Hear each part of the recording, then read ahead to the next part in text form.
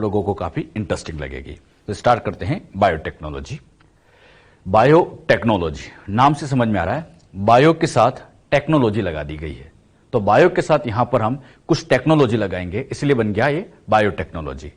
इसमें हम क्या करेंगे, मान लीजिए ह्यूमन से ही हमने क्या की, कोई जीन को बाहर निकालेंगे, किसी पर्टिकुलर जीन को हम बाहर निकालेंगे, उस जीन को उठा के दूसरे ऑर्गेनिज्म में ट्रांसफर करेंगे, जैसे इकोलाई में ट्रांसफर कर देंगे, यीस्ट में ट्रांसफर कर देंगे, किसी अदर ऑर्गेनिज्म में ह्यूमन की जीन उठा के हमने डाल दी। अब बच्चों वहां पर इकोलाई के अंदर जो प्रोडक्ट बनेगा वो ह्यूमन का प्रोडक्ट बनेगा। अच्छा, ह्यूमन का जो प्रोडक्ट इकोलाई में बना, अब वो प्रोडक्ट हमारे लिए फायदेमंद होगा। मतलब हमने जीन इकोलाई में डाली, इकोलाई ने कुछ प्रोडक्ट बनाया और वो प्रोडक्ट हमारे काम आ जाता है। ये बच्चों बायोटेक का सबसे बड़ा फायदा है कि इसमें हम सारा काम अपने फायदे के लिए करते हैं। जैसे मान लीजिए हमने क्या किया, किसी प्लांट के अंदर जीन को डाला, अच्छा इससे प्लांट के अंदर प्रोडक्शन बढ़ा, फूड की क्वालिटी बढ़ी, तो इससे अल्टीमेटली फायदा ह्यूमन को ही होता है। तो बायोटेक में एक बात ये ध्यान रखी जाती है कि इससे अल्टीमेटली ह्यूमन को फायदा होना चाहिए, ह्यूमन को बेनिफिट इसमें ज्यादा होता है। तो ह्यूमन को ध्यान में रखते हुए ये टेक्नोलॉजी हम अप्लाई करते हैं। अच्छा, इसके अंदर यही काम करना है, जीन निकालना है, दूसरे ऑर्गेनिज्म में जीन डालना है और उसके अंदर कुछ ना कुछ प्रोडक्ट बनाना है। ये सारा काम हम बायोटेक के अंदर समझते हैं। बायोटेक के आपके एनसीईआरटी में 2 चैप्टर दिए हैं। पहला चैप्टर तो है प्रिंसिपल एंड प्रोसेस, और इसी का दूसरा चैप्टर आता है बायोटेक के एप्लीकेशन। तो पहले हम प्रिंसिपल समझेंगे, प्रिंसिपल प्रोसेस वाला पार्ट, और आगे फिर हम इसके एप्लीकेशन वाले सेक्शन पे जाएंगे। क्लियर? तो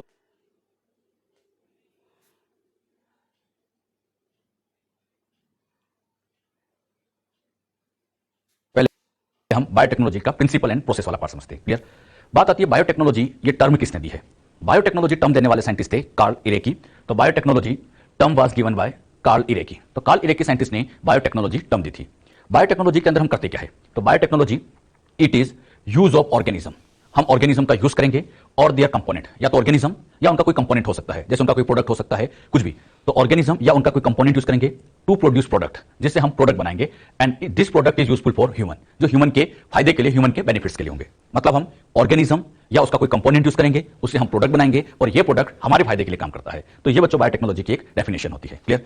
बायोटेक्नोलॉजी की अगर हम बात करें तो इसके 2 पार्ट है, या इसके 2 इराज है। इसमें बच्चों एक पार्ट आता है वो है ओल्ड बायोटेक या ट्रेडिशनल बायोटेक, पुराने जमाने की बायोटेक आप कह सकते हो, या इसे मैं और अच्छे से कहूं 1970 से पहले की बायोटेक। ओल्ड बायोटेक मतलब बिफोर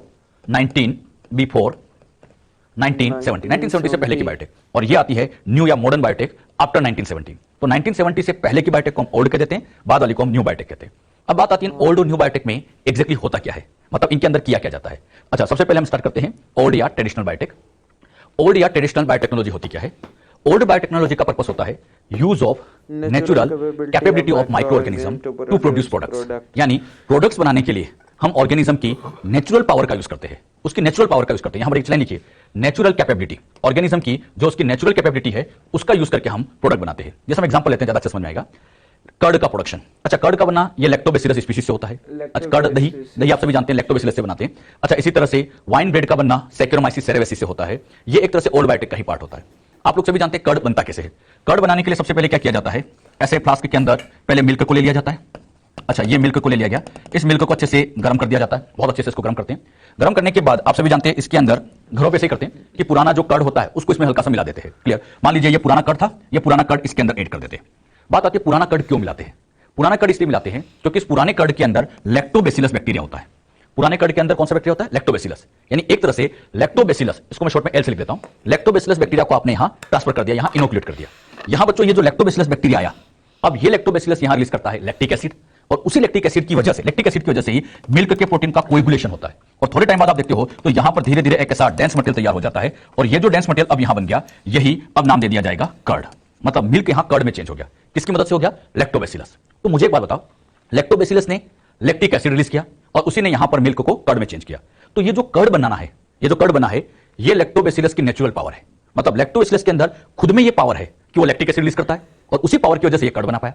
मुझे एक बात बताओ, क्या यहां पर कर्ड बनाने के लिए क्या हमने इस बैक्टीरिया के अंदर क्या किसी जीन को ट्रांसफर किया, क्या हमने कोई कर्ड की जीन इसके अंदर डाली, क्या कर्ड की जीन कुछ होती नहीं, मतलब यहां हमने कोई जीन नहीं डाली। तो बताओ, बिना जीन डाले ये इसकी नेचुरल पावर से प्रोडक्ट बना है। किससे बना, नेचुरल पावर। तो नेचुरल पावर थी, लैक्टोबैसिलस की नेचुरल पावर है कि खुद ही बना सकता है, तो खुद बना सकता है, तो इसी को हम यहां पर नाम दे सकते हैं ओल्ड या traditional biotech. Old traditional biotech में क्या होता है, नेचुरल पावर का यूज करके, जैसे कर्ड का बनना ये नेचुरल होता है। घरों में जो कर्ड बनते होंगे तो क्या उसमें इंसुलिन की जीन डालते हो, नहीं, अरे वो तो अपने आप ही बन जाता है बेटे, भाई मिल्क गर्म किया, लैक्टोबैसिलस डाला, अपने आप बन गया। क्लियर? इसी तरह से वाइन और ब्रेड का बनना ये भी सैक्रोमाइसिस सेरेवेसिस की नेचुरल पावर है। तो नेचुरल पावर से ऐसे प्रोडक्ट का बनना ये ओल्ड बायोटेक्नोलॉजी में आता है। ओल्ड बायोटेक क्या है, क्लियर हुआ सबको अच्छे से बच्चों? तो आप इसको नोट भी कर लीजिएगा। अच्छा, ओल्ड के साथ अब अगला केस लेते हैं न्यू बायोटेक्नोलॉजी, न्यू या मॉडर्न बायोटेक्नोलॉजी। ये 1970 के बाद की आप कह सकते हो बायोटेक्नोलॉजी है। यूज ऑफ जेनेटिक इंजीनियरिंग या recombinant DNA technology to produce product. यहां हम जेनेटिक इंजीनियरिंग का यूज करेंगे और उससे हम प्रोडक्ट बनाएंगे। अच्छा, इसका बहुत अच्छा एग्जांपल आता है। For example, human insulin gene transferred in E coli. E coli के अंदर ह्यूमन की इंसुलिन की जीन को ट्रांसफर किया गया, जिससे वहां इंसुलिन का प्रोडक्शन हुआ। ये बच्चों न्यू बायोटेक का एक बहुत अच्छा एग्जांपल होता है। क्लियर? एग्जैक्टली यहां पर होता क्या है, जैसे मैं इसको और अच्छे से आपको क्लियर करूं। मान लीजिए बच्चों, ये कोई पर्सन है, मान लीजिए ह्यूमन है, और इस ह्यूमन के अंदर डायबिटीज है। मतलब ये पर्सन है, इसको डायबिटिक पर्सन है, डायबिटीज है। डायबिटीज में आप जानते हैं इसके अंदर ब्लड शुगर लेवल ज्यादा रहता है। डायबिटिक पेशेंट में होता है, ब्लड शुगर लेवल ज्यादा है। अब इन पेशेंट को क्योर करना है, ठीक करना है। बताओ कैसे ठीक करें? डायबिटिक पेशेंट को ठीक करने के लिए आप सभी जानते हैं कि इसके लिए इसमें इंसुलिन का इंजेक्शन लगाया जाए, इसके अंदर इंसुलिन का इंजेक्शन लगाया जाए, यही होता है। अब बात आती है इंसुलिन लाया कहां से जाए। सबसे बड़ा क्वेश्चन तो ये है कि इंसुलिन को हम लाए कहां से। अच्छा, पुराने जमाने में क्या किया जाता था? पुराने जमाने में इंसुलिन लाने के लिए या तो काऊ का या पिग का यूज किया जाता था। काऊ या पिग का यूज किया जाता था। काऊ या पिग को मारा जाता था, फिर इनकी बॉडी से इंसुलिन बाहर निकाला जाता था। बहुत ध्यान समझना, पुराने जमाने में काऊ पिग को मारते थे, फिर उनकी बॉडी से इंसुलिन निकालते थे, और जो इंसुलिन निकलता था फिर इसको ह्यूमन में इंजेक्ट कर देते थे। अच्छा, ह्यूमन में इंजेक्ट करते तो फिर ये पर्सन यहां पे ठीक होता।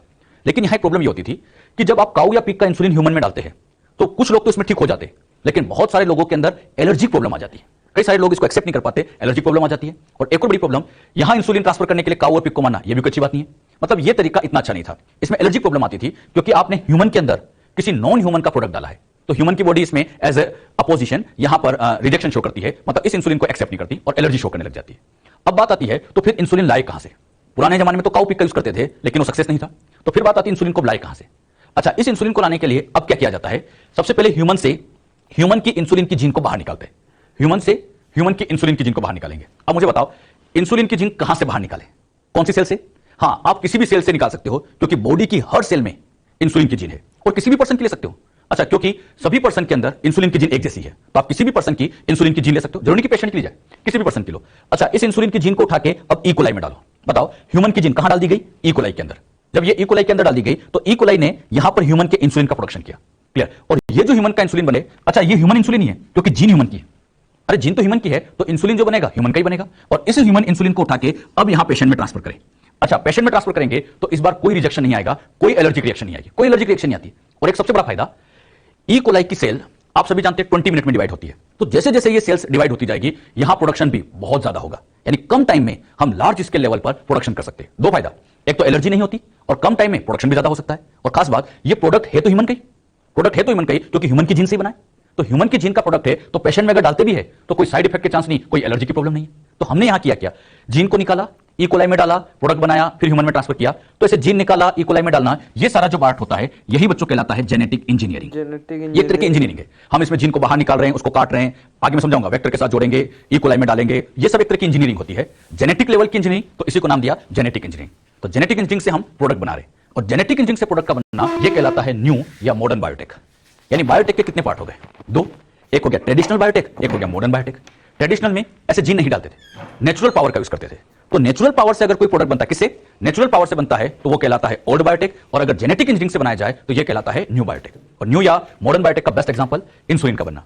ये इंसुलिन का बनना मैंने बस एक बेसिक समझाया आप लोग को, इसको डिटेल में आप लोगों को बायोटेक के एप्लीकेशन में समझाया भी जाएगा, डिटेल में समझाया जाएगा कि एग्जैक्ट इसको कैसे कैसे बनाया गया होगा, सब कुछ आपको वहां पर क्लियर कर दिया जाएगा। क्लियर? तो जो बात यहां पर अभी आपको समझाई है, यहां पर जो भी समझाई है, क्लियर हुई बच्चों अच्छे से? तो इस पॉइंट को आप लोग नोट भी कर लीजिएगा। क्लियर? हमने बच्चों अभी बायोटेक की ओल्ड और न्यू दोनों डेफिनेशन हमने समझी है। ओल्ड डेफिनेशन भी समझी थी और न्यू डेफिनेशन भी समझी थी। अब बच्चों, ओल्ड और न्यू बायोटेक को आपस में कंबाइन करके यूरोपियन फेडरेशन ऑफ बायोटेक्नोलॉजी ने एक स्टैंडर्ड डेफिनेशन दी है। वो डेफिनेशन क्या होती है वो हम समझते हैं। The European Federation of Biotechnology, European Federation of Biotechnology, short में इसको ईएफबी कहते हैं। EFB has given of definition of biotechnology. इन्होंने बायोटेक्नोलॉजी की डेफिनेशन दी थी, that encompass both traditional view and modern view. मतलब ओल्ड बायोटेक और न्यू बायोटेक को आपस में मर्ज करके, दोनों को आपस में कंबाइन करके एक डेफिनेशन दी गई है। वो डेफिनेशन क्या कहती है?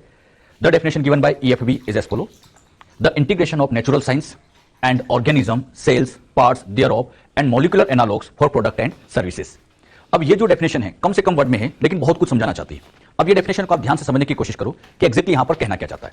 यहां पर वर्ड को समझना, द इंटीग्रेशन। इंटीग्रेशन का मतलब तो समझ में आता है कि किन्हीं दो चीजों को आपस में कंबाइन कर दिया होगा, जोड़ दिया होगा। तो दो चीजों को कंबाइन करना, यह क्या कहलाता है? इंटीग्रेशन। तो इंटीग्रेशन किया गया किसका? नेचुरल साइंस का। नेचुरल साइंस का किसके साथ? ऑर्गेनिज्म, सेल्स, सेल या उसका कोई पार्ट, या फिर कोई मॉलिक्यूलर एनालॉग्स। मॉलिक्यूलर एनालॉग्स मतलब डीएनए हो सकता है, आरएनए हो सकता है, ये मॉलिक्यूलर चीजें होती है, तो मॉलिक्यूलर एनालॉग्स। अच्छा, नेचुरल साइंस का इन चीजों के साथ इंटीग्रेशन किया गया। इंटीग्रेशन करने से बनाए गए प्रोडक्ट, और ये जो प्रोडक्ट होते हैं ये ह्यूमन की सर्विसेज के लिए काम में लिए जाते हैं। ह्यूमन सर्विसेज मतलब ह्यूमन के फायदे के लिए। तो ये डेफिनेशन एग्जैक्टली क्या कहती है, यहां पर इंटीग्रेशन किया गया दो चीजों का, नेचुरल साइंस का और ऑर्गेनिज्म का, या ऑर्गेनिज्म या उसका कोई सेल या उसका कोई पार्ट। तो नेचुरल साइंस का ऑर्गेनिज्म के साथ वहां पर इंटीग्रेशन किया गया, जोड़ा गया, और जोड़ने के बाद यहां पर बनाए गए प्रोडक्ट्स, और ये प्रोडक्ट ह्यूमन की सर्विसेज या ह्यूमन की हेल्प के लिए काम में लिए जाते हैं। इसको बच्चों आप ऐसे समझिए, आरएनए का बनना, प्रोटीन का बनना, ये सब होता है natural science. Integration of natural science मतलब ये अपने आप होता है, ये नेचर में होता है। सेल में डीएनए से आरएनए बन रहा है, प्रोटीन बन रहा है, ये अपने आप ही तो हो रहा है। क्या आपकी मर्जी से बन रही है? नहीं, सब अपने आप बन रहे हैं, नेचुरल बन रहे हैं। तो ये तरह की नेचुरल साइंस है। अब हुआ क्या, ह्यूमन की जीन को लिया गया, मान लीजिए हमने ह्यूमन की जीन लिया, कोई भी ऑर्गेनिज्म ले सकते हो, उस जीन को हमने ई कोलाई के साथ यहां इंटीग्रेट कर दिया। इंटीग्रेट मतलब जोड़ दिया, मतलब ह्यूमन की सेल का जीन लिया गया और उस जीन को उठा के हमने ई कोलाई के साथ इंटीग्रेट किया। इंटीग्रेट करने के बाद अब चली नेचुरल साइंस। अच्छा, ये इंटीग्रेशन हो गया, अब तो यहां नेचुरल साइंस मतलब अपने आप सारा काम होगा। क्या हुआ, यहां जीन से आरएनए बना, प्रोटीन बना, प्रोडक्ट बना। अब ये प्रोटीन एक तरह का प्रोडक्ट बना। अब ये जो प्रोडक्ट बना है, ये प्रोडक्ट हमारे फायदे के लिए काम आ रहा है, मतलब ह्यूमन की सर्विसेज में काम आ रहा है। तो यहां क्या किया गया, नेचुरल साइंस के साथ इन चीजों का इंटीग्रेशन किया गया। नेचुरल साइंस के साथ कुछ चीजों का इंटीग्रेशन किया गया जिससे प्रोडक्ट बने, और ये प्रोडक्ट ह्यूमन की सर्विसेज में काम आ रहे हैं। तो ये डेफिनेशन क्या कहना चाहती है, समझ में आए बच्चों? से नेचुरल साइंस का किसी जीन का या किसी और चीज के साथ क्या किया गया, इंटीग्रेशन, प्रोडक्ट बनाए जो ह्यूमन की सर्विसेज में काम आते हैं। क्लियर? तो ये डेफिनेशन क्या कहना चाहती है, क्लियर बच्चों? से यहां पर ये डेफिनेशन आप अच्छे से ध्यान रखें। बिल्कुल ये पूछा जाएगा, ये डेफिनेशन किसने दी है, तो क्या बताओगे, यूरोपियन फेडरेशन ऑफ बायोटेक्नोलॉजी। और इस डेफिनेशन को कैसे दिया गया, ओल्ड बायोटेक न्यू बायोटेक के दोनों पॉइंट को मर्ज करके ये डेफिनेशन यहां पर गवर्न की गई, दी गई। जो बात यहां समझाई, क्लियर बच्चों अच्छे से? अच्छा, अगला पॉइंट आता है फादर ऑफ जेनेटिक इंजीनियरिंग या फादर ऑफ बायोटेक्नोलॉजी, पोलबर्ग को कहा जाता है। पोलबर्ग ने किया क्या था, he transferred gene of SV40 virus into E coli by lambda bacteriophage. अच्छा, इन्होंने क्या किया, SV40 वायरस की जीन को इन्होंने ई कोलाई में ट्रांसफर किया by the help of lambda bacteriophage. Exactly इन्होंने क्या किया, ऐसे समझिएगा आप लोग। यहां पे बच्चों ये एक वायरस है, ये वायरस है। अच्छा, इस वायरस को मैंने यहां पे नाम दे दिया SV40 वायरस है, क्लियर? और ये बच्चों यहां पर ई कोलाई है। तो इन्होंने अब क्या किया, इस SV40 वायरस की जीन को लिया, इसकी किसी जीन को लिया और इसको उठा के ई कोलाई में ट्रांसफर किया, और यहां ट्रांसफर करने के लिए हेल्प ली गई थी लैम्बडा बैक्टीरियोफेज की। तो एग्जैक्टली यहां पर हो क्या रहा है, एक ऑर्गेनिज्म की जीन को दूसरे में ट्रांसफर किया जा रहा है लैम्बडा बैक्टीरियोफेज की हेल्प से। अब खुद सोचो, मैं आपको एक जीन दूं और मैं कहूं दूसरे ऑर्गेनिज्म में ट्रांसफर करो, बड़ा मुश्किल काम, इतना आसान नहीं होता है। लेकिन पोलबर्ग से पहले साइंटिस्ट थे जिन्होंने एक ऑर्गेनिज्म की जीन को उठा के दूसरे ऑर्गेनिज्म में ट्रांसफर किया था, और ट्रांसफर करने के लिए हेल्प किसकी ली थी, इन्होंने लैम्बडा बैक्टीरियोफेज की हेल्प ली थी। ये यहां एज अ वेक्टर का काम करता है। वेक्टर क्या होता है, ये इस चैप्टर के अंदर हम डिटेल में और आपको समझाएंगे।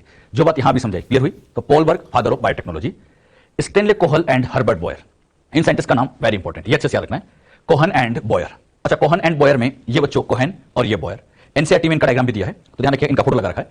तो कोहन एंड बॉयर, इन दोनों ने सबसे पहला फर्स्ट रिकॉम्बिनेंट डीएनए इन्होंने प्रोड्यूस किया था। पहला जो रिकॉम्बिनेंट डीएनए बना था, रिकॉम्बिनेंट डीएनए का मतलब होता है दो डीएनए को जोड़कर, दो अलग अलग डीएनए को जोड़कर जो डीएनए बनता है उसको रिकॉम्बिनेंट डीएनए कहते हैं। पहला जो रिकॉम्बिनेंट डीएनए इन दोनों साइंटिस्ट ने मिलकर बनाया था। कैसे बनाया था, फर्स्ट रिकॉम्बिनेंट डीएनए इन्होंने प्रोड्यूस किया था बाय लिंकिंग, लिंकिंग का मतलब जोड़कर एंटीबायोटिक रेजिस्टेंट जीन को साल्मोनेला टाइफिम्यूरियम के प्लाज्मिड के साथ। एंटीबायोटिक रेजिस्टेंट जीन ली, साल्मोनेला टाइफिम्यूरियम का प्लाज्मिड लिया, और दोनों को आपस में जोड़कर इन्होंने फर्स्ट रिकॉम्बिनेंट डीएनए को कंस्ट्रक्ट किया था। अच्छा, इन्होंने कैसे इसको फॉर्म किया होगा, ये बात अब मैं आपको और अच्छे से क्लियर करूंगा, एक डायग्राम से मैं आप इनको समझाऊंगा। लेकिन पहले आप लोग इसको ये नोट जरूर कर लीजिएगा, क्लियर? ये तो साइंटिस्ट के नाम, यहां पर आप इसको नोट जरूर कर लीजिएगा। अच्छा, क्वेश्चन आता है, फर्स्ट रिकॉम्बिनेंट डीएनए किसने बनाया था, तो कोहेन एंड बॉयर ने। कैसे बनाया था, एंटीबायोटिक रेजिस्टेंट जीन को साल्मोनेला टाइफिम्यूरियम के प्लाज्मिड के साथ जोड़ा गया था। अब बात आती है एंटीबायोटिक रेजिस्टेंस जीन क्या होती है, एंटीबायोटिक रेजिस्टेंस जीन क्या होती है। पहले हमें ये तो क्लियर होना चाहिए कि एंटीबायोटिक रेजिस्टेंस जीन क्या है, पहले इस बात को हम क्लियर करते हैं, फिर रिकॉम्बिनेंट डीएनए कैसे बनाया था वो भी आपको समझाते हैं। क्लियर? यहां पे बच्चों खास बात ये है, मान लीजिए ये कोई एक बैक्टीरिया है, ये एक बैक्टीरिया है, इस बैक्टीरिया के अंदर एंटीबायोटिक रेजिस्टेंस जीन एब्सेंट है। एंटीबायोटिक रेजिस्टेंस जीन का काम होता है एंटीबायोटिक से बचाना, एंटीबायोटिक से बचाना। अब बच्चों इस बैक्टीरिया ने मान लीजिए अपने बॉडी में कुछ ना कुछ डिजीज कर रखी है, अपने अंदर कुछ ना कुछ प्रॉब्लम कर रखी है, हमारे अंदर इस बैक्टीरिया की वजह से डिजीज हो रही है। हम डॉक्टर के पास जाते हैं, डॉक्टर फिर हमें एक मेडिसिन देता है, उस मेडिसिन में होती है एंटीबायोटिक। हम क्या करते हैं, एंटीबायोटिक को खाते हैं, और यही एंटीबायोटिक जाके इस बैक्टीरिया को मार देता है। तो बताओ, एंटीबायोटिक का काम बैक्टीरिया को मारना होता है।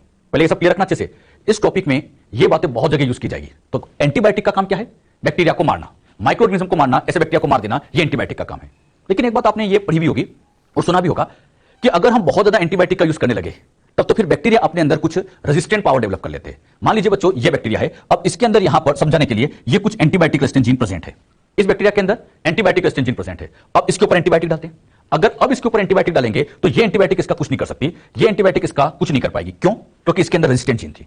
ये रेजिस्टेंट जीन से क्या बना होगा, आरएनए, और उस आरएनए से बना होगा प्रोटीन, और ये जो प्रोटीन बने होंगे ये प्रोटीन इस एंटीबायोटिक के एक्शन को खत्म कर देते हैं, मतलब एंटीबायोटिक इस पर टेक नहीं कर पाती है। तो मुझे बताओ, यहां पर एंटीबायोटिक ने तो बैक्टीरिया को मार दिया, लेकिन यहां एंटीबायोटिक बैक्टीरिया को क्यों नहीं मार पाई? हाँ, इसलिए नहीं मार पाई क्योंकि इसमें एंटीबायोटिक रेजिस्टेंट जीन प्रेजेंट है। अच्छा, यहां पर एंटीबायोटिक रिस्पेक्ट में समझाता हूं। मान लीजिए इस एंटीबायोटिक का नाम एम्फीसिलिन है, एंटीबायोटिक का नाम क्या लिखा मैंने? एम्पिसिलिन। तो ये जो रेजिस्टेंट जीन हो जाएगी इसको हम लिख देंगे एम्पिसिलिन रेजिस्टेंट जीन, शॉर्ट में लिखा AMPR जीन। पूरा नाम बोलो, एम्पिसिलिन रेजिस्टेंट जीन। अच्छा, एम्पिसिलिन से एम्पिसिलिन रेजिस्टेंट जीन का काम क्या है? एम्पिसिलिन एंटीबायोटिक से बचाना। मैं आगे वर्ड बोला करूंगा, एम्पिसिलिन समझ जाओगे। एम्पिसिलिन क्या है? एंटीबायोटिक। और इस एंटीबायोटिक से बचाने के लिए इसमें क्या बैठी होती है? Antibiotic resistant gene. अब सोच के बताना, क्या इसके पास एम्पिसिलिन रेजिस्टेंट जीन है? नहीं है। तो जैसे एम्पिसिलिन डालेंगे ये इसको मार देगा, लेकिन इसको नहीं मार पाया तो किसकी रेजिस्टेंट जीन है? तो बताओ एंटीबायोटिक रेजिस्टेंट जीन का काम क्या है? एंटीबायोटिक रेजिस्टेंट जीन का काम क्या है? एंटीबायोटिक बनाना? नहीं, एंटीबायोटिक से बैक्टीरिया को बचाना। अरे इस एंटीबायोटिक से बैक्टीरिया को बचाना, इसको यहां पर वर्क नहीं करने देना। अरे बात समझ में? ये जो एंटीबायोटिक रेजिस्टेंट जीन समझे, क्लियर हुई सबको अच्छे से? अब हम वही कोहन एंड बॉयर का एक्सपेरिमेंट आपको समझाते हैं। ये नोट ही करना है, ये बस समझाने के लिए छोटा सा पॉइंट था। कोहन एंड बॉयर ने कैसे अपना एक्सपेरिमेंट किया था वो बात मैं आपको अब क्लियर करता हूं। सबसे पहले उन्होंने क्या किया, मान लीजिए ये यहां पर कोई नॉर्मल इकोलाई सेल है। नॉर्मल इकोलाई, नॉर्मल इकोलाई में एंटीबायोटिक रेजिस्टेंट जीन एब्सेंट होती है। नॉर्मल इकोलाई में एंटीबायोटिक रेजिस्टेंट जीन क्या थी? एब्सेंट थी। अच्छा, इसके ऊपर एंटीबायोटिक डाले तो ये मर जाएगा। अरे मर जाएगा क्योंकि रेजिस्टेंट जीन नहीं है, लिखा ना, एब्सेंट है। तो यहां जीन एब्सेंट है तो जैसे एंटीबायोटिक डालेंगे ये मर जाएगा। लेकिन कोहन एंड बॉयर चाहते थे कि कैसे भी करके इसके अंदर रेजिस्टेंट जीन डाली जाए। अब उन्होंने क्या किया? उन्होंने क्या किया? सबसे पहले बच्चों एक ऐसा बैक्टीरिया लिया। इस बैक्टीरिया के अंदर आप जानते हो तो मेन डीएनए होता है, जानते हो। और मेन डीएनए के अलावा एक छोटा सा पार्ट और होता है। यहां पर मेन डीएनए के अलावा एक छोटा सेक्शन और होता है, नाम बोलो उसका। ये जो छोटा सेक्शन होता है इसको आप लोग सभी जानते हो, प्लाज्मिड। इस प्लाज्मिड के अंदर यहां पे बच्चों ये एक कुछ स्पेशल जीन बैठी थी। यहां एक ऐसी स्पेशल जीन बैठी थी। ये जीन मान लीजिए एंटीबायोटिक रेजिस्टेंट जीन है, तो इन्होंने सबसे पहले इस जीन को यहां से बाहर निकाला। और ये जीन कौन सी थी? Antibiotic resistant gene. Cohen and Boyer ने किसी बैक्टीरिया से एंटीबायोटिक रेजिस्टेंट जीन को बाहर निकाला, उसके प्लाज्मिड से निकाला। अब ये कौन सा बैक्टीरिया था इसका नाम उन्होंने मेंशन नहीं कर रखा है, नहीं अपनी एनसीईआरटी मेंशन किया है। बस उन्होंने ये कहा किसी बैक्टीरिया की प्लाज्मिड से एंटीबायोटिक रेजिस्टेंट जीन को बाहर निकाला। अब वो क्या चाहते थे, ये एंटीबायोटिक रेजिस्टेंट जीन कैसे भी करके इकोलाई में डाल दी जाए, मतलब इस जीन को उठा के यहां पहुंचाया जाए। अब बताओ क्या ये जीन हवा में उड़ के चली जाएगी? ऐसे तो नहीं जाएगी। तो बात आती है फिर इस जीन को कैसे यहां ट्रांसफर करें। तो इसको ट्रांसफर करने के लिए कोहन एंड बॉयर ने क्या किया, एक दूसरा बैक्टीरिया काम में लिया। दूसरा बैक्टीरिया कौन सा लिया? साल्मोनेला टाइफिमुरियम। अब साल्मोनेला टाइफिमुरियम ये जो बैक्टीरिया होता है ये भी बैक्टीरिया है। इस बैक्टीरिया के अंदर मेन डीएनए और मेन डीएनए के अलावा इसमें एक और होता है प्लाज्मिड। मेन डीएनए के अलावा इसमें क्या बैठा था? प्लाज्मिड। उन्होंने इस प्लाज्मिड को यहां से पहले बाहर निकाला। मुझे बताओ ये प्लाज्मिड किसका है? साल्मोनेला टाइफिमुरियम का। अब कोहन एंड बॉयर ने क्या किया, एंटीबायोटिक रेजिस्टेंट जीन इस बैक्टीरिया की थी, उसका नाम नहीं पता कौन सा बैक्टीरिया है, किसी बैक्टीरिया की एंटीबायोटिक रेजिस्टेंट जीन को लिया, साल्मोनेला टाइफिमुरियम का प्लाज्मिड लिया और इन दोनों को आपस में लिंक कर दिया। लिंक मतलब जोड़ दिया। और जैसे इन दोनों को आपस में जोड़ दिया तो यहां पर ये डीएनए भी और ये डीएनए भी, दो डीएनए जुड़ गए। और दो डीएनए जुड़ जाए तो ऐसे डीएनए को नाम दिया जाता है रिकॉम्बिनेंट डीएनए। अरे दो डीएनए चिपक गए, एक प्लाज्मिड वाला और एक रेजिस्टेंट जीन वाला।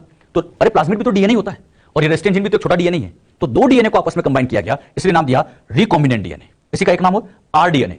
आगे बच्चों कई बार मैं आरडीएनए शब्द बोलूंगा, आर मतलब रिकॉम्बिनेंट। इसी का एक नाम और हाइब्रिड डीएनए भी कह सकते हैं, या इसी को ही काइमेरा या काइमेरिक डीएनए भी कह सकते हैं। ये काइमेरा डीएनए या काइमेरिक डीएनए भी इसको कह सकते हैं। ये सारे नाम एक ही है। रिकॉम्बिनेंट डीएनए कहो, काइमेरिक डीएनए कहो, हाइब्रिड डीएनए कहो, आरडीएनए कहो, एक ही बात है। इन दोनों डीएनए को आपस में जोड़ दिया तो ऐसे डीएनए का नाम बन गया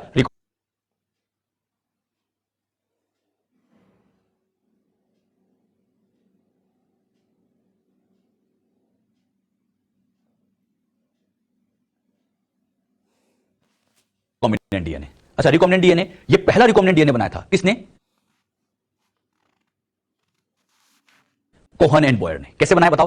कोहन एंड बॉयर ने एंटीबायोटिक रेजिस्टेंट जीन को साल्मोनेला टाइफिमुरियम के प्लाज्मिड के साथ जोड़ा। ये लाइन अभी हमने लिखी थी। तो एंटीबायोटिक रेजिस्टेंट जीन को साल्मोनेला टाइफिमुरियम के प्लाज्मिड के साथ जोड़ दिया। क्लियर? अब बच्चों ये जो रिकॉम्बिनेंट डीएनए यहां तैयार हुआ, अब उन्होंने इस रिकॉम्बिनेंट डीएनए को लेके फिर फाइनली पहुंचाया इकोलाई के अंदर। अच्छा, इकोलाई के अंदर इन्होंने इसको ट्रांसफर किया, मतलब इसको उठा के इसके अंदर ट्रांसफर किया। और जैसे इसके अंदर ट्रांसफर किया आप देखिएगा ये वाला यहां पहुंच चुका है। और जैसे यहां पहुंचा क्या इसमें एंटीबायोटिक रेजिस्टेंट जीन आ चुकी है? अरे ये वाली जीन एंटीबायोटिक रेजिस्टेंट जीन ही तो है। अब बताओ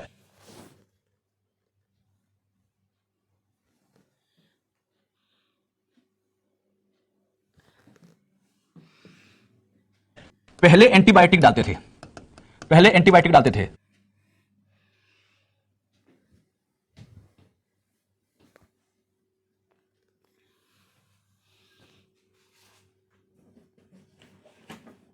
तो ये मर जाता था। लेकिन अब इसके पास रेजिस्टेंट जीन आ गई तो कितनी भी एंटीबायोटिक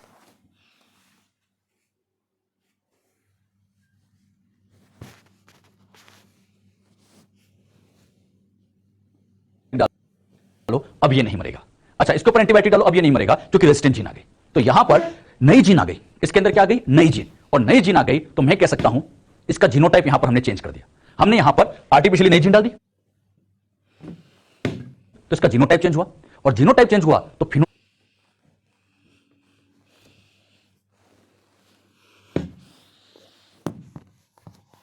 भी चेंज होगा। फिनोटाइप क्यों चेंज होगा बच्चों? क्योंकि पहले एंटीबायोटिक मार रहा था, अब एंटीबायोटिक इसको कुछ नहीं कर पा रहा है क्योंकि रेजिस्टेंस जीन आ गई। तो इसका जीनोटाइप चेंज हो गया, तो एक तरह से ये हल्का सा gene modified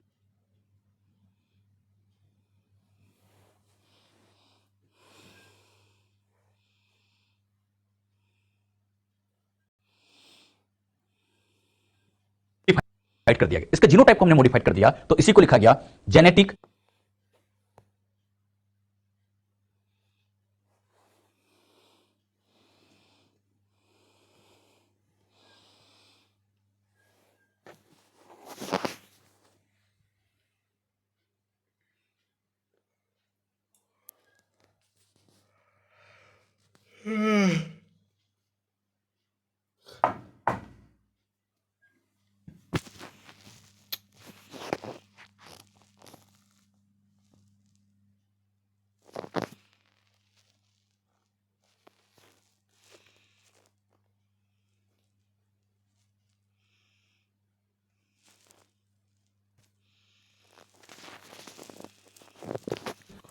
modified E coli.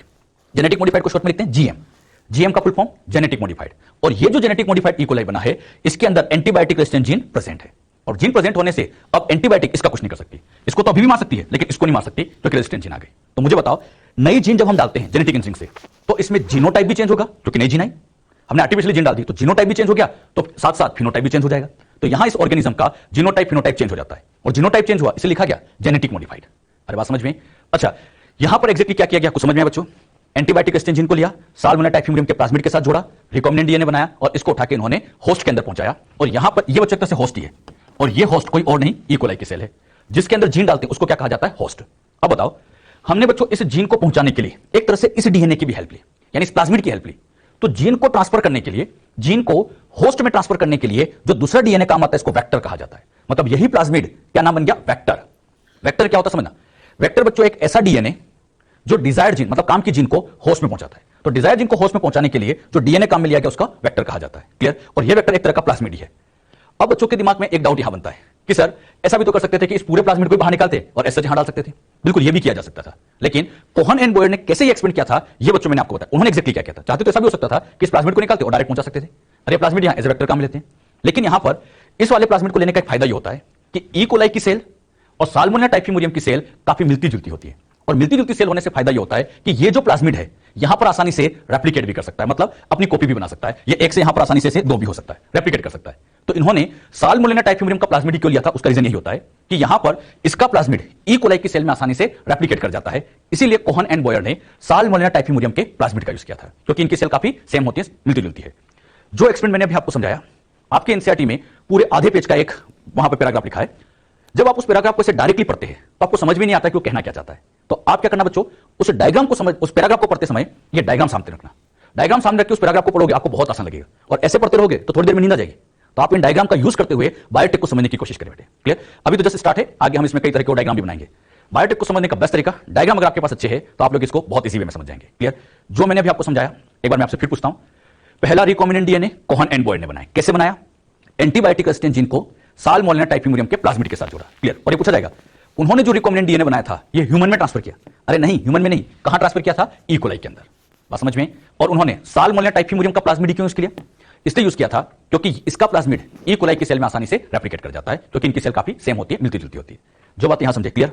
इसको नोट करो, ये भी नोट करो, हाँ इधर से नोट कर लो। क्या नोट सबने बच्चों अच्छे से? तो ये बातें आप लोगों को अब आनी चाहिए।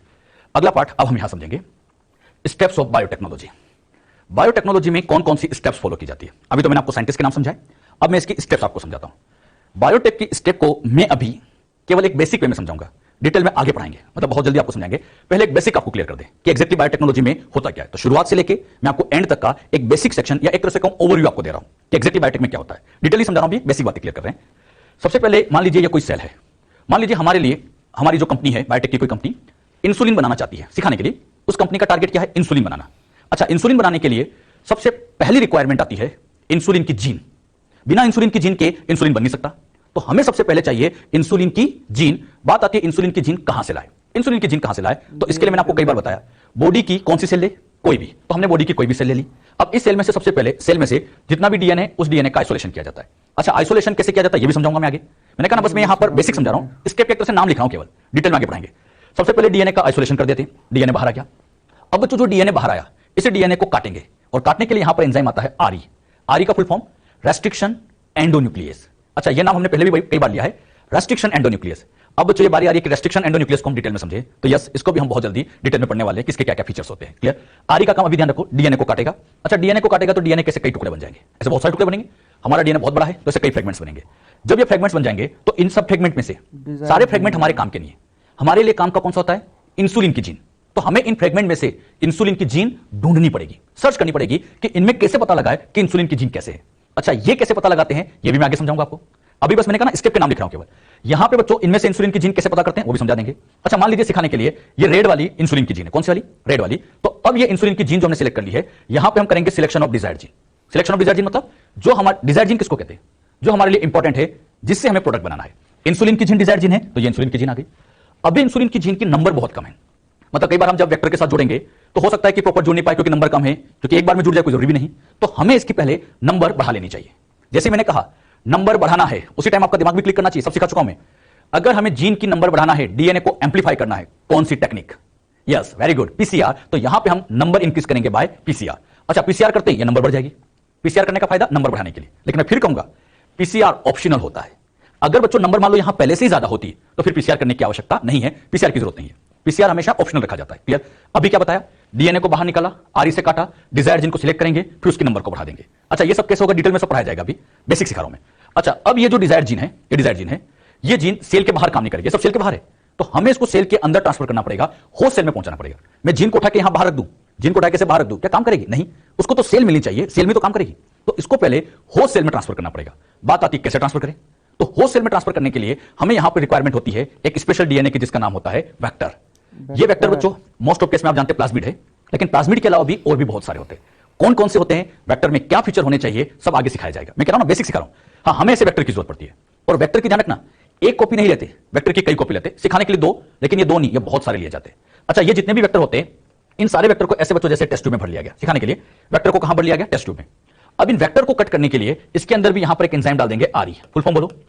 अरे इसको वेक्टर भी एक डीएनए तो है बेटे, वेक्टर को काटना है तो क्या डाल दिया? आरई। तो यहां पे अगली स्टेप यही आती है, कट बाय आरई। अच्छा, आरई से कट लगाएंगे तो इसमें इस तरह की कटिंग हो जाती है। क्या पर्टिकुलर आरई लेंगे, आरई कौन सा लेंगे सब आपको सिखाऊंगा आगे। यहां पर जैसे हम आरई लेंगे, इसमें से कट लग जाते हैं। अच्छा, ये सब काम टेस्ट ट्यूब में ही होता है। ये सारा काम कहां किया जा रहा है बच्चों? टेस्ट ट्यूब में। मतलब टेस्ट ट्यूब के अंदर ही ये वेक्टर पड़े। सिखाने के लिए मैंने दो बनाए, लेकिन ऐसे दो नहीं, टू नहीं, ये बहुत सारे होते हैं, ऐसे बहुत सारे लिए जाते हैं। एक जैसे वेक्टर की कई कॉपी ली जाती है। क्लियर? अच्छा, ये वेक्टर कट चुके हैं, अब बताओ, ये भी कटे हुए फॉर्म में है, ये भी कटे हुए फॉर्म में है। अब इनको उठा के इसके अंदर डाल दिया जाएगा। मतलब ये जो बच्चों यहां पर डीएनए था, इस डीएनए को उठा के, ये जो डिजायर्ड जीन थी, इस डिजायर्ड जीन को उठा के इसी टेस्ट ट्यूब में डाल देंगे। अब इनको चिपकाना है, इनको और इनको चिपकाना है, तो साथ ही साथ एक एंजाइम मिलाते हैं, लाइगेस। कौन सा? लाइगेस। तो यहां पे ज्वाइन करने के लिए डीएनए लाइगेस, ये डीएनए लाइगेस इस टेस्ट ट्यूब में डाल देते।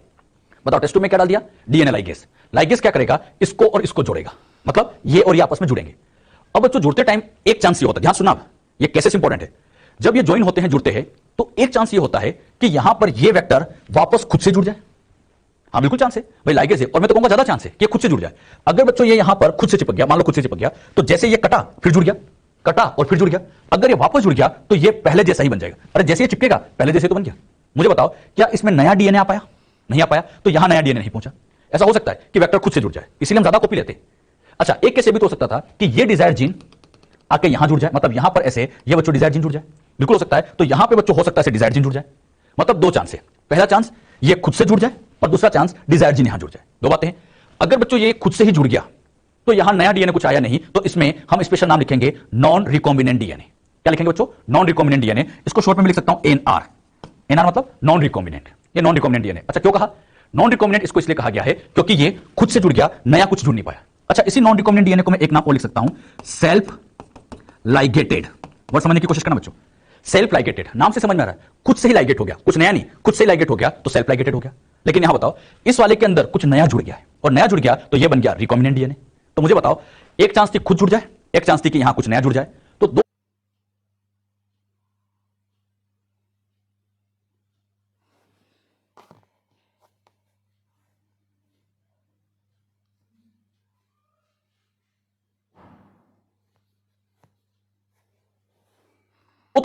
तरह के केसेस बनते हैं, एक तो होता है नॉन रिकॉम्बिनेंट, एक रिकॉम्बिनेंट। अच्छा, इन नॉन रिकॉम्बिनेंट और रिकॉम्बिनेंट में से आप बताओ कौन सा हमारे लिए काम का है, कौन सा हमारे लिए इंपॉर्टेंट है, नॉन रिकॉम्बिनेंट या रिकॉम्बिनेंट? हाँ, हमारे लिए काम का तो रिकॉम्बिनेंट है, क्योंकि हमारी डिजायर जीन इसके पास है। अरे इसके पास तो कुछ नहीं है, ये तो पहले से बैठा है हमारे पास। क्लियर? तो हमारे लिए काम का रिकॉम्बिनेंट है, ये हमारे लिए काम का है। टेस्ट ट्यूब में दोनों बने हैं, ये सब टेस्ट ट्यूब में हो रहा है, टेस्ट ट्यूब में दोनों बने हैं, लेकिन काम का हमारे लिए है। हम यहां पर अभी इन दोनों में से इसका कोई सिलेक्शन अभी नहीं करेंगे। सिलेक्शन का काम हम थोड़ी देर बात करेंगे कि इसको कैसे सिलेक्ट किया जाए, कि ये हमारे काम का है, कैसे इसको हम पहचाने, वो सिलेक्शन भी हम आगे सीखेंगे। अभी जो बात मैंने आपको समझाई क्लियर हुई? क्या क्या सिखाया? डीएनए को बाहर निकाला, आरई से काटा, डिजायर जीन को ढूंढा, नंबर पीसीआर से बढ़ाई, वेक्टर को लिया, उसको भी आरई से काटा, जोड़ा, दो केस बने। क्या क्या? एक तो नॉन रिकॉम्बिनेंट, दूसरा रिकॉम्बिनेंट। अच्छा, ये डीएनए बन चुके हैं, अब ये सब सेल के बाहर ही चल रहा है, टेस्ट ट्यूब में चल रहा है सारा काम। अब हमें इसे कहीं ना कहीं सेल के अंदर तो ट्रांसफर करना पड़ेगा। सेल के बाहर डीएनए कुछ काम करनी बेटे, सेल के अंदर पहुंचाना पड़ेगा। तो बात आती है इन डीएनए को सेल के अंदर कैसे पहुंचाए। तो अगला पार्ट ये आता है, इनको हम ट्रांसफर करेंगे, ट्रांसफर इन होस्ट सेल। कहां ट्रांसफर करने वाले? होस्ट सेल के अंदर इसको हम ट्रांसफर करने वाले हैं। जो बात अभी मैंने आपको समझाई, पहले इतना नोट कर लीजिएगा, ये नोट कर लो, और ये भी नोट कर लीजिए। अभी डायग्राम कंप्लीट नहीं हुआ, और भी है इसमें आगे, कंटिन्यू। इसको हम फिर होस्ट सेल के अंदर ट्रांसफर करेंगे। जब बच्चों हम इन दोनों डीएनए को यहां पर फिर से ले लेते हैं, ये वाला कौन सा था आप बोलो नाम? नॉन रिकॉम्बिनेंट, ये वाला रिकॉम्बिनेंट, और इनको उठा के कहां ट्रांसफर कर रहे हैं? होस्ट सेल के अंदर। यहां इनको उठा के हम होस्ट सेल में ट्रांसफर कर रहे हैं। सिखाने के लिए ये मैंने होस्ट सेल यहां पर आपके सामने ड्रॉ कर दी है। ये बच्चों यहां पर होस्ट सेल है, क्लियर? और इनको उठा के हम ट्रांसफर इन होस्ट सेल, हम बच्चों इसको होस्ट सेल में ट्रांसफर करने जा रहे हैं, इनको होस्ट सेल में ट्रांसफर करने जा रहे हैं। दोनों को उठा के होस्ट सेल में पहुंचा रहे हैं। अब बहुत ध्यान समझना, जो होस्ट सेल रहते हैं, जैसे होस्ट सेल बैक्टीरिया हो गया, इकोलाई हो गया, तो ये जो डीएनए मैंने बनाया, ये तो इनका ओरिजिनल डीएनए। बैक्टीरिया में एक मेन डीएनए तो होता ही है, हम बच्चों ये एक्स्ट्रा यहां पहुंचाने जा रहे हैं। क्लियर? अब यहां पर सबसे पहली बात ध्यान से सुना, हम यहां पर होस्ट की नंबर 1 2 नहीं लेते, ये भी बहुत सारी ली जाती है। मतलब हम पेट्री डिश के अंदर ऐसी बहुत सारी होस्ट सेल, कई सारी बैक्टीरियल सेल लेते हैं। सिखाने के लिए मैंने 3 बनाई है, लेकिन ऐसी बहुत सारी ली जाती है। अच्छा, जब इनको उठा के आप होस्ट में पहुंचाते, कैसे पहुंचाते हैं ये भी मैं आगे आपको समझाऊंगा। फिर कह रहा हूं ना, बेसिक सिखा रहा हूं बस अभी तो, कि आपको कौन कौन सी स्टेप फॉलो करनी है, डिटेल आगे आएगा। अच्छा, जब इनको हम होस्ट सेल में पहुंचाते हैं, तो पहला चांस ये था, ध्यान सुना, कि इन दोनों में से कोई भी यहां होस्ट के अंदर ना पहुंचे। मतलब दोनों में से कोई भी यहां ना पहुंचे, बिल्कुल ये हो सकता है। और मैं तो कहूंगा ज्यादा चांस ये होगा कि इनमें से कोई भी ना पहुंचे। ज्यादातर सेल में डीएनए पहुंचते नहीं है। जीन ट्रांसफर करना इतना आसान काम नहीं है, बड़ा मुश्किल काम होता है, काफी कॉम्प्लिकेशंस होती है इसमें, तो ध्यान रखना ये इतना इजीली ट्रांसफर नहीं होगा। तो पहला केस दोनों में से यहां पर कोई नहीं गया। अच्छा, एक केस बच्चों, अच्छा दोनों में से कोई नहीं गया, तो ये हो गया नॉन ट्रांसफॉर्मेट। नॉन ट्रांसफॉर्मेट मतलब कोई ट्रांसफर नहीं हुआ, और ट्रांसफर नहीं हुआ तो नॉन ट्रांसफॉर्मेट। मैं आगे शॉर्ट में एनटी इसको लिखा करूंगा, बार बार पूरा नाम नहीं लिखेंगे, हम शॉर्ट में एनटी लिखा करेंगे। एनटी का फुल फॉर्म बोलो सभी, नॉन ट्रांसफॉर्मेट, कि यहां पर दोनों में से कोई ट्रांसफर नहीं हुआ, ट्रांसफर नहीं हुआ इसलिए नॉन ट्रांसफर, तो नॉन ट्रांसफॉर्मेट कह देंगे। अच्छा, ये वाला डीएनए सेल के अंदर सपोज करो यहां पहुंचा। अच्छा, ये पहुंचा तो मुझे बताओ ट्रांसफर तो हुआ है, कुछ ना कुछ ट्रांसफर तो हुआ है, लेकिन यहां ट्रांसफर किसका हुआ है? नॉन रिकॉम्बिनेंट का। तो इसको मैं लिख सकता हूं ट्रांसफॉर्मेंट। ट्रांसफॉर्मेंट क्यों कहा? ट्रांसफर हुआ, transformant with non recombinant, transformant with non recombinant. इसको मैं से लिखूंगा टी मतलब ट्रांसफॉर्मेंट, एनआर मतलब नॉन रिकॉम्बिनेंट, तो ट्रांसफॉर्मेंट विथ नॉन रिकॉम्बिनेंट। एक चांस बच्चों ये भी तो था कि ये वाला उठ के यहां चला जाए, और बिल्कुल, और ये वाला मान लो यहां पहुंचा, मान लो ये वाला उठ के यहां पहुंचा, ये वाला पहुंचा यहां पे। जब बच्चों ये वाला यहां पहुंचेगा, तो अब बताओ ट्रांसफर तो हुआ, तो समझ के बताना, ट्रांसफर तो हुआ, लेकिन किसका? रिकॉम्बिनेंट का। तो इसको मैं लिखूंगा ट्रांसफॉर्मेंट विथ रिकॉम्बिनेंट सेल, और इसको शॉर्ट में लिखेंगे टी आर। टी मतलब ट्रांसफॉर्मेंट, क्योंकि ट्रांसफर हो रहा है, रिकॉम्बिनेंट का हुआ तो ट्रांसफॉर्मेंट विथ रिकॉम्बिनेंट। अब बताओ कितने केस बन गए? 3 केस। पहला केस, दोनों में से कोई नहीं गया, नॉन ट्रांसफॉर्मेंट, ये गया ट्रांसफॉर्मेंट विथ नॉन रिकॉम्बिनेंट, ये गया ट्रांसफॉर्मेंट विथ रिकॉम्बिनेंट। अच्छा, बच्चों के दिमाग में एक डाउट आता है कि सर मान लीजिए ये दोनों ही चले जाते, ये भी चला जाता और ये भी चला जाता, दोनों ही उठ के यहां चले जाते। ये केस बच्चों एक्सट्रीमली रेयर हो सकता है, बहुत ही रेयर होगा, क्योंकि बच्चों एक डीएनए ट्रांसफर हो जाए यही बहुत बड़ी बात है। अरे एक पहुंच जाए यही बहुत बड़ी बात है, दोनों जाना ये तो बहुत मुश्किल काम होता है, इसलिए हम इसको कंसीडर करते नहीं है, क्योंकि ये जनरली बनता ही नहीं है। नॉर्मल केस, नॉन ट्रांसफॉर्मेट और ये 2 केस और, मतलब टोटल 3 केस यहां बनते हैं। अच्छा, इन तीनों में से सोच समझ के बताना, ये 3 केस आपके सामने बने हैं, कौन सा आपके काम का है? इन तीनों सेल में से कौन सी सेल काम किए? अब डीएनए पहले बाहर था, टेस्ट ट्यूब के अंदर था, ये सब टेस्ट ट्यूब में रखा हुआ था, हमने इनको सेल के अंदर पहुंचा दिया, क्योंकि अब सेल के अंदर ही तो ये एक्सप्रेस होकर आरएनए बनाएगा, तो सेल में पहुंचाना बहुत जरूरी है, तो हमने इनको सेल के अंदर पहुंचा दिया। लेकिन इन तीनों सेल में से मैं कहूंगा बस यही सेल हमारे काम की है। क्यों? क्योंकि हमारा डिजायर्ड जीन, जो हमारी काम की जीन है, इंसुलिन की जीन, वो यहां बैठी है। तो हम इन तीनों में से अब इसका सिलेक्शन करेंगे, तीनों में से इसका सिलेक्शन करेंगे। सिलेक्शन कैसे करते हैं ये फिर आगे आएगा, मैंने कहा अभी बस मैं बेसिक सिखा रहा हूं आपको, सिलेक्शन फिर आगे आ जाएगा। जो बात यहां भी मैंने समझाई है, तो पहले बच्चों ऐसे ये नोट कर लो, क्या ये लिखना अच्छे से, और यही लिखना आगे मैं ऐसे शॉर्ट में लिखा करूंगा, इसको भी नोट कर लो, व्हाइट नोट। अच्छा, अब ये जो तीनों सेल आपके सामने बनाई थी, ये तीनों सेल यहां लिख दी मैंने फिर से, नॉन ट्रांसफॉर्मेंट, बार बार लिखने की जरूरत नहीं, उसी को हम आगे कंटिन्यू कर रहे हैं। Non transformant, transformant with non recombinant, transformant with recombinant, यहां जो 3 सेल थी मैंने ऐसे ड्रॉ कर दी। अब हमें इसका सिलेक्शन करना है, तो अगला पार्ट यही है, selection of transformant with recombinant, मतलब हम इसका सिलेक्शन करने जा रहे हैं। इसको सिलेक्ट कैसे करते हैं, क्या इसका प्रोसीजर होता है, ये आगे आएगा। मैंने कहा ना आगे आ जाएगा सब चीजें, बस आप अभी ध्यान रखो, इसको सिलेक्ट करेंगे क्योंकि यहां पर डिजायर्ड जीन है, तो इसको बच्चों यहां सिलेक्ट कर लिया गया। अब बताओ इसके अंदर नई जीन है, मतलब ये एक तरह का जेनेटिक मॉडिफाइड है, तो मैं लिख सकता हूं जेनेटिक मॉडिफाइड ऑर्गेनिज्म, क्योंकि नई जीन आ गई है, जीनोटाइप बदल गया, इसको शॉर्ट में लिखा जाएगा जीएमओ। जीएमओ मतलब जेनेटिक मॉडिफाइड ऑर्गेनिज्म। अभी तक हमने क्या काम किया, एक बेसिक बात समझो। सेल में से डीएनए बाहर निकाला, आरई से काटा, डिजायर्ड जीन को ढूंढा, पीसीआर से नंबर बढ़ाई, वेक्टर के साथ जोड़ा, वेक्टर के साथ जोड़ते ही होस्ट में पहुंचाया, ये केसेस बने और इनमें से हमने इसको सिलेक्ट किया। ये काम किया हमने, ऐसे डीएनए को बाहर निकालना, काटना, होस्ट में पहुंचाना और ये सिलेक्ट करना, जीएमओ बनाना, यहां तक की कहानी बच्चों जेनेटिक इंजीनियरिंग कहलाती है। ये पूरी जेनेटिक इंजीनियरिंग है। ये बायोटेक का पहला पार्ट होता है। बायोटेक का पहला पार्ट होता है जेनेटिक इंजीनियरिंग करना, जिसमें हम डीएनए बाहर निकालते हैं, नंबर बढ़ाते हैं, वेक्टर के साथ जोड़ते हैं और फाइनली जीएमओ बना लेते हैं। जीएमओ मतलब जेनेटिक मॉडिफाइड ऑर्गेनिज्म। यहां तक अभी तक जो मैंने सिखाया ये था हाँ जेनेटिक इंजीनियरिंग का काम, लेकिन अब खास बात और चालू होती है। यहां पे बच्चों इसके अंदर इंसुलिन की जीन है, ये इंसुलिन की जीन बैठी है, लेकिन एक बात मुझे बताओ, यहां इंसुलिन की जीन तो है, लेकिन इस जीन से आरएनए बनेगा, इंसुलिन बनेगा, एक जीन से एक इंसुलिन बन जाएगा, तो इससे अपनी कंपनी बहुत पैसा कमा लेगी? नहीं, इससे तो कुछ होना नहीं है। तो हमें क्या करना पड़ेगा, इसकी नंबर को बढ़ाना पड़ेगा। यह अब बायोटेक का दूसरा पार्ट चालू होता है। बायोटेक का सेकंड पार्ट यह होता है कि हम इसकी नंबर को बढ़ाएं, क्योंकि नंबर बढ़ेगी तभी तो प्रोडक्शन बढ़ेगा, तभी तो कंपनी फायदे में जाएगी। तो हमें इसकी नंबर को बढ़ाना पड़ेगा। अच्छा, नंबर बढ़ाने के लिए ये जो डीएनए है, मतलब ये जो प्लाज्मिड आपको दिख रहा है, पहले इसकी नंबर सेल के अंदर ही बढ़ा दी जाए। मतलब ये 1 है तो यहां पर हम इसकी नंबर 1 से बच्चों ऐसे यहां पर ये 2 कर दे, 1 से इसकी नंबर ही यहां पर 2 कर दे। अच्छा, यहां पर ये डिजायर्ड जीन लगी थी, ये इस तरह से हमने इसके अंदर 1 से इसकी नंबर 2 कर दी। प्लाज्मिड की कितनी कॉपी कर दी? 2 कॉपी कर दी। अब बात आती है ये 1 से 2 कैसे हो जाए। तो इसको 1 से 2 करने के लिए खास बात ये ध्यान दी जाती है कि ये जो प्लाज्मिड, ये जो वेक्टर हमने लिया है, इसके अंदर ORI होना जरूरी है। ORI बहुत पहले नाम मैंने लिया था। ORI का फुल फॉर्म बोलो, ओरिजिन ऑफ रेप्लिकेशन। तो जो वेक्टर हम लेते हैं उसमें ओरिजिन ऑफ रेप्लिकेशन साइट होनी चाहिए, ORI साइट होनी चाहिए। ORI से फायदा क्या होगा, जैसे ये प्लाज्मिड रेप्लिकेट करेगा तो यहां पर प्लाज्मिड रेप्लिकेट करेगा तो डिजायर्ड जीन भी रेप्लिकेट कर जाएगी। मतलब ये प्लाज्मिड के रेप्लिकेशन करने के लिए वेक्टर में ORI का होना बहुत जरूरी है। आगे जब मैं वेक्टर की प्रॉपर्टी आपको लिखाऊंगा, अभी लिखो मत, वेक्टर की प्रॉपर्टी जब मैं आपको नोट कराऊंगा तो ध्यान रखना, पहली प्रॉपर्टी में आपको यही बताऊंगा, ORI होना चाहिए। क्यों होना चाहिए समझे बेटे? ORI होने से ये रेप्लिकेट कर जाएगा। अब सोचो अगर इसमें ORI नहीं होता तो, हाँ ORI नहीं होता तो रेप्लिकेट नहीं कर पाता, तो आगे की सेल में कैसे जाएगा? तो जो भी वेक्टर हम चूज करते हैं उसकी सबसे पहली प्रॉपर्टी होती है कि उसमें ORI साइट होना चाहिए ताकि इसकी नंबर बढ़े। अब बताओ यहां पर ये प्लाज्मिड है तो सेमी, तो प्लाज्मिड की कितनी कॉपी होगी? 2। अरे 2 कॉपी हो गई। अच्छा, फिर रेप्लिकेट कर दो तो 4 हो जाएगी, फिर रेप्लिकेट करो तो 8। एक सेल में ही ऐसे प्लाज्मिड की कई कॉपी हो सकती है। आप लोग जनरली ये पढ़ते हैं, आप लोग जनरली ये सोचते होंगे कि बैक्टीरिया के अंदर केवल एक प्लाज्मिड होता है। बात सही है, लेकिन इस एक प्लाज्मिड की यहां पर कई कॉपी हो सकती है, बहुत सारी कॉपी हो सकती है। इवन यहां पर कई बार तो 100 तक हो सकती है बच्चों। तो यहां पर ऐसे प्लाज्मिड की कॉपी नंबर को बढ़ाया जाता है। तो एक खास बात, ORI साइट यहां पर क्यों चाहिए?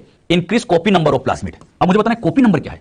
अरे इसकी तो कॉपी बनाई हमने, तो कॉपी बनाना ये कॉपी नंबर कहलाता है। तो प्लाज्मिड की कॉपी नंबर इंक्रीज करते हैं, साथ ही साथ सेल की नंबर भी इंक्रीज करते हैं। And increase the number of cell, मतलब सेल की नंबर को increase the number of cell, दोनों काम करेंगे।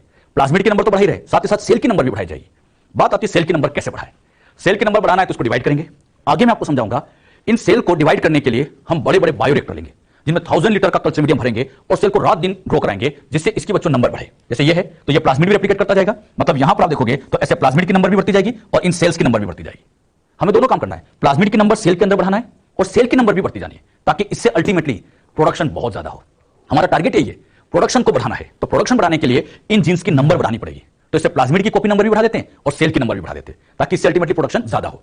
अरे बात समझ में? तो एक बात ये हमेशा ध्यान रखना, प्लाज्मिड की कॉपी नंबर भी बढ़ाएगी, सेल भी नंबर बढ़ाएगी। कैसे बढ़ाते हैं? इसके लिए हम बायोरिएक्टर का यूज करते हैं। बायोरिएक्टर में क्या फीचर्स होते हैं वो फिर आगे आएगा। तो अभी बस ये बातें समझो, क्या कर रहे हैं, जीएमओ बनाते हैं, उसके नंबर को बढ़ा देते हैं। नंबर क्यों बढ़ाएगी समझ में आया? अच्छा, अब यहां पर होगा क्या, ये जो बच्चों हमने नंबर यहां बढ़ाई है, अब ये जो जीन थी, अब इस जीन से यहां बनेगा आरएनए, आरएनए से बनेगा प्रोटीन, अरे प्रोटीन बनेगा और यही प्रोटीन एक तरह से बन जाएगा प्रोडक्ट। मतलब इस सेल के अंदर प्रोडक्ट बनेगा, यहां पर भी इस सेल के अंदर बनेगा प्रोडक्ट, इस सेल के अंदर यहां भी बनेगा प्रोडक्ट। मतलब इन सारी सेल्स के अंदर ऐसे प्रोडक्ट बनते जाएंगे, ऐसे प्रोडक्ट बनते जाएंगे। हमें बच्चों सेल से मतलब है या प्रोडक्ट से? अरे ये प्रोडक्ट मान लो इंसुलिन ही है, तो हमें तो इस इंसुलिन को मार्केट में बेचना है, सेल थोड़ी बेचने जाएंगे। हमें इन प्रोडक्ट को इन सेल में से अब बाहर निकालना पड़ेगा। तो अगला पार्ट ये होता है, नंबर बढ़ाने के बाद अगला पार्ट आता है isolation, purification and quality test of product. अच्छा, आइसोलेशन ऑफ प्रोडक्ट मतलब यहां से प्रोडक्ट को बाहर निकालेंगे, फिर उस प्रोडक्ट को पूरी तरह से प्यूरिफाई करेंगे कि उसमें कोई टॉक्सिक तो नहीं है, तो प्यूरिफिकेशन करेंगे, साथ ही साथ उसकी क्वालिटी टेस्ट करेंगे। बायोलॉजिकल चीजों में क्वालिटी चेक करना बड़ा इंपॉर्टेंट होता है कि जो प्रोडक्ट बनाया है वो वाकई में ढंग से काम कर रहा है नहीं कर रहा है, उसकी क्वालिटी कैसी है। हम मार्केट में कोई चीज लेने जाते हैं तो हम ये तो देखते हैं कि इसको क्वालिटी कैसी है, तो यहां पर हम उसकी क्वालिटी चेक करेंगे कि एग्जैक्ट जो प्रोडक्ट बना उसकी क्वालिटी कैसी है। तो क्या क्या किया गया, आइसोलेशन किया गया, प्यूरिफिकेशन किया गया, क्वालिटी टेस्ट की जाती है प्रोडक्ट की। और खास बात, जब प्रोडक्ट की क्वालिटी टेस्ट कर दी, क्वालिटी में अच्छा बना है, तो फिर उस प्रोडक्ट की पैकेजिंग करेंगे और साथ ही साथ मार्केटिंग करेंगे। मतलब उस प्रोडक्ट को अच्छे तरीके से पैक किया जाएगा और उसको फिर मार्केट में लॉन्च कर दिया जाएगा। अच्छा, मार्केटिंग कराने के लिए हम एमआर का यूज करते हैं, बायोलॉजिकल चीजें के प्रोडक्ट के लिए हम एमआर का यूज कर सकते हैं। तो ध्यान रखिए, प्रोडक्ट को पैक करते हैं और अच्छे तरीके से उसकी मार्केटिंग कराते हैं। मार्केटिंग करेंगे तो फाइनली प्रोडक्ट मार्केट में बिकेगा, और जब मार्केट में लोग बाग इसको खरीदेंगे तो उसी से तो पैसा मिलेगा, और उसी पैसे से फिर बायोटेक की कंपनियां ग्रो करती है। तो कैसे बायोटेक की स्टेप्स काम में ली जाती है, कुछ समझ में आया बच्चों? एक बेसिक से मैंने आपको शुरू करके यहां तक की बातें एक बेसिक में आपको समझा दी। क्या सिखाया? सेल में से डीएनए निकाला, डिजायर्ड जीन को ढूंढा, वेक्टर के साथ जोड़ा, होस्ट में पहुंचाया, जीएमओ बनाया। जीएमओ बनाने तक का काम तो था जेनेटिक इंजीनियरिंग, लेकिन एक बड़ा काम और होता है प्रोडक्शन। अरे केवल जीएमओ बनाने से काम नहीं चलेगा, प्रोडक्शन भी तो बढ़ाना पड़ेगा। तो हमें सेल्स की नंबर बढ़ानी पड़ती है, सेल के अंदर इन प्लाज्मिड की कॉपी बढ़ानी पड़ती है। आगे मैं कभी ऐसे बोलूं, कॉपी नंबर ऑफ प्लाज्मिड मतलब एक ही सेल के अंदर उस प्लाज्मिड की कॉपी कर देना, उसकी नंबर बढ़ा देना, ये कॉपी नंबर कहलाता है। अच्छा, ये प्रोडक्ट बनेगा, फिर उस प्रोडक्ट को आइसोलेट करते हैं, प्यूरिफाई करते हैं, क्वालिटी टेस्ट करते हैं, पैकेजिंग करते हैं, मार्केटिंग करते हैं, ये इसके बाद का पार्ट होता है। तो जेनेटिक बायोटेक के अंदर दो पार्ट हो गए, एक पार्ट जेनेटिक इंजीनियरिंग का और दूसरा पार्ट प्रोडक्ट को लार्ज लेवल पे ग्रो कराने का। बात समझ में? तो ये बच्चों इसके बायोटेक के दो बेसिक सेक्शन या दो बेसिक प्रिंसिपल्स होते हैं। अच्छा, जेनेटिक मॉडिफाइड ऑर्गेनिज्म बनाने का काम केवल एक बार होता है। अच्छा, ये जितनी भी सेल्स बनती है ना, जैसे इसको रेप्लिकेट करते हैं, तो इनमें से कुछ सेल्स को क्या करेंगे, जैसे ये सेल है तो इस सेल्स को हम स्टोर करके रख लेंगे, मतलब ऐसे टेस्ट ट्यूब में बहुत अच्छे से इसको स्टेराइल कंडीशन में स्टोर कर लेंगे, बाकी से तो प्रोडक्शन कराते जाएंगे। अच्छा, इसको स्टोर क्यों करेंगे? स्टोर करने से फायदा यह है कि मान लीजिए फ्यूचर में फिर से मैं प्रोडक्ट बनाना है तो डायरेक्ट ये सेल लो, फिर इसकी नंबर बढ़ा दो। अरे बात समझिए, यानी बायोटेक के अंदर जीएमओ बनाने का काम केवल एक बार होता है। एक बार स्टैंडर्ड जीएमओ बन गया तब तो फिर उसको स्टोर करके रख लिया जाता है, फिर बस उसकी नंबर बढ़ाने के लिए उसको रेप्लिकेट सेल को डिवाइड करते जाते हैं। तो ध्यान रखना, जीएमओ केवल एक बार बनाते हैं और उसके बाद ये काम तो बार बार चलता ही रहता है। तो बायोटेक के कितने पार्ट हो गए बच्चों? दो। जो बात मैंने आपको समझाई ये तो हमने लिख लिया था, नोट कर लिया था। अब वो जो सेल हमने ऐसे यहां तीन बनाई थी, उसी में आगे चाहे तो लिख सकते हो, सिलेक्शन ऑफ टीआर, फिर ये बनाओ, फिर ये बनाओ और इस तरह से इसको बना लो। तो बायोटेक का बेसिक व्यू मैंने आपको समझाया है। अब हम बायोटेक के प्रिंसिपल की बात करें, ये नोट कर लिया बच्चों अच्छे से सबने? बायोटेक में प्रिंसिपल्स ऑफ बायोटेक्नोलॉजी, बायोटेक के अगर प्रिंसिपल की बात करें तो इसमें ये बच्चों हमने जेनेटिक मॉडिफाइड ऑर्गेनिज्म बनाया था, पहला काम अपना यही होता है। तो फर्स्ट इसका प्रिंसिपल आता है जेनेटिक इंजीनियरिंग। अच्छा, जेनेटिक इंजीनियरिंग क्यों करते हैं? टू प्रोड्यूस जीएमओ, जीएमओ बनाने का काम करते हैं, जेनेटिक मॉडिफाइड ऑर्गेनिज्म। अच्छा, this technique alter the chemistry of genetic material, मतलब हमने क्या किया, नई जीन डाल दी तो इस जेनेटिक मटेरियल का जीनोटाइप बदल गया, यानी उसकी केमिस्ट्री हल्के से बदल गई। अच्छा, हम यहां पर केमिस्ट्री ऑफ जेनेटिक मटेरियल को चेंज करते हैं, मतलब नई जीन डालते हैं, नई जीन डालते हैं तो उसका जीनोटाइप बदल जाता है, इसलिए एनसीईआरटी लिखती है चेंज द केमिस्ट्री। केमिस्ट्री मतलब उसमें कुछ हमने चेंजेस कर दिया है। क्लियर? अच्छा, यहां पर अगला खास बात, मॉडिफाइड डीएनए मतलब आरडीएनए, ये आरडीएनए हो गया एक तरह का। RDNA introduce into host organism, host organism में डाल रखा है। अच्छा, दस change the phenotype of the host organism, इससे इसका जीनोटाइप भी चेंज हो जाता है और इसका फिनोटाइप होता है। तो हम जीएमओ बनाते हैं, इसको हम होस्ट पे पहुंचा देते हैं और होस्ट जीएमओ बनाते हैं जिसके अंदर नई जीन आ चुकी होती है, जीनोटाइप फिनोटाइप उसका चेंज हो जाता है। पहला पार्ट तो था जेनेटिक इंजीनियरिंग, दूसरा पार्ट था growth of GMO at large scale level. अब इसको हाई लेवल पे ग्रो किया जाए। क्लियर? तो यहां पर maintenance of GMO in sterile condition, sterile मतलब इस तरह से इसको मेंटेन करना है कि कोई दूसरे ऑर्गेनिज्म इसको किल ना कर दे, क्योंकि अगर ये किल हो गया तो सारा आगे के जो स्टार्टिंग की प्रोसेस थी फिर से रिपीट करनी पड़ेगी। तो इसको स्टेराइल कंडीशन, स्टेराइल मतलब माइक्रोब्स कंटामिनेशन फ्री इन्वायरमेंट में इसको ग्रो करना है। अच्छा, and grow it at large scale level, बहुत हाई लेवल पे ग्रो करेंगे। क्यों? For the manufacturing of biological या बायोटेक्नोलॉजिकल प्रोडक्ट लाइक एंटीबायोटिक का प्रोडक्शन कर सकते हैं, वैक्सीन बना सकते हैं, एंजाइम्स बना सकते हैं इन प्रोडक्ट, इनके प्रोडक्शन के लिए। तो हम क्या करेंगे, जीएमओ को लार्ज स्केल पे ग्रो कराएंगे ताकि ऐसे बायोटेक के प्रोडक्ट बनाए जा सके। दो पार्ट हो गए, पहला जेनेटिक इंजीनियरिंग और दूसरा लार्ज स्केल प्रोडक्शन। अच्छा, जो बात यहां पर भी समझाई इसको भी आप नोट करके रखिए, ये एनसीईआरटी की बातें हैं तो इसके दोनों प्रिंसिपल भी आपको आना चाहिए। Hello everyone, welcome to my new lecture. Myself